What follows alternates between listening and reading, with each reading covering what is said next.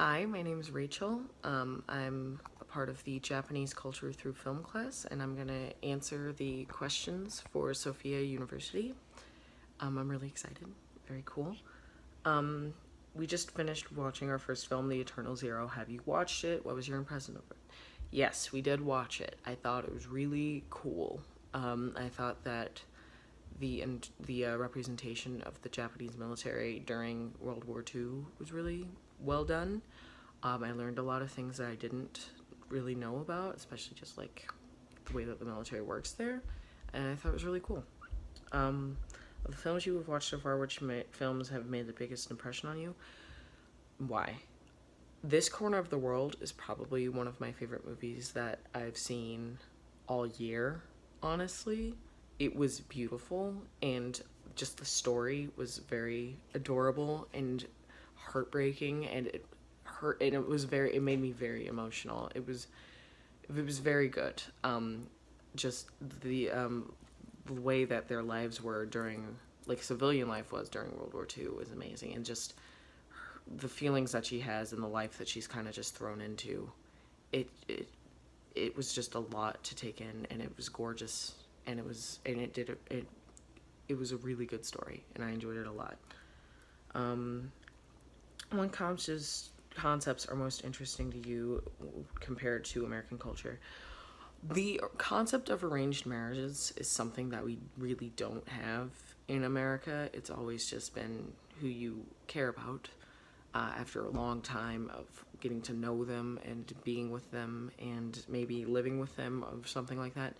So that's really interesting, especially the whole thing that it's love marriage and arranged marriage, which is kind of interesting as well. Um, and of course, the concept of geisha. We have nothing like that in America.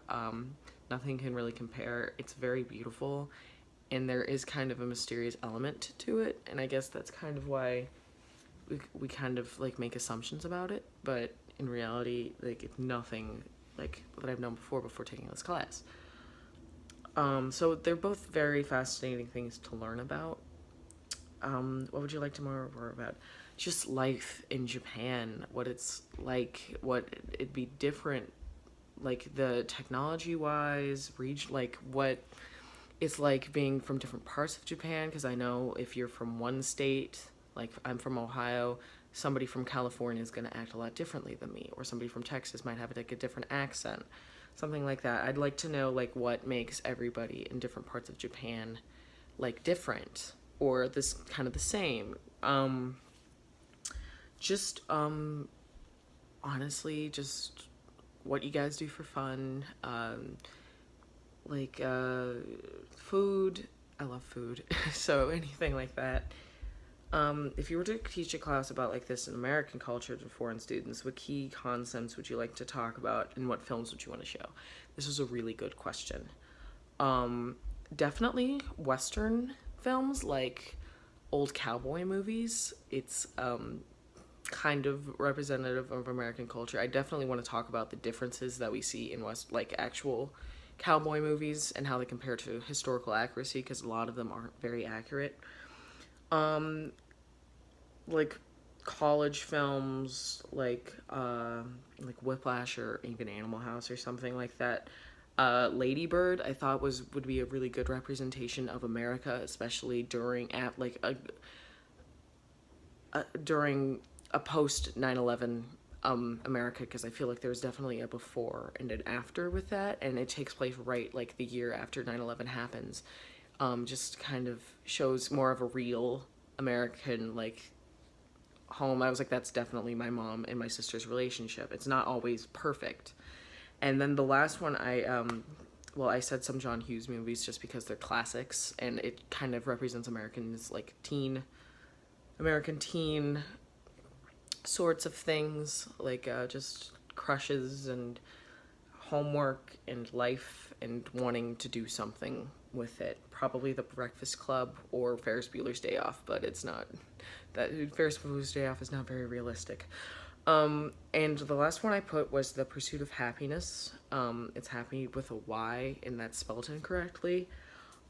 Will Smith's in it, and so is his son Jaden. And I think that it's really important to watch because it shows the real struggle that some Americans can have trying to find success, because it shows him going door to door selling things that he knows that nobody wants to buy, or him living from shelter to shelter, just trying to protect his son, and all of this while also training for a job that he might not even get, just because he knows that it would make a better living for himself. And it just shows the real struggles that some Americans can go through. And I feel like there's a big misconception in American culture that you can come to this country, and just with a little bit of hard work, it can pay off and you'll have a bunch of success and be extremely happy. When in reality, people that have lived here all their lives or are born here, they have struggles every single day. And I think that's important to show to other cultures, just kind of more realistic and sadder version of America. Sorry, kind of a long tangent, but I really enjoy films, and if I could keep going, I would definitely would. American culture's very complicated. So, yeah, maybe some more films kind of showing African American culture, because I don't know. I feel like most countries wouldn't really know what that is, because everybody's experience is extremely different. Aquila and the Bee might be a good one. Have any other questions about Japan? If I were to visit, or if somebody from America or from a different country were to visit Japan, where would you suggest that they go?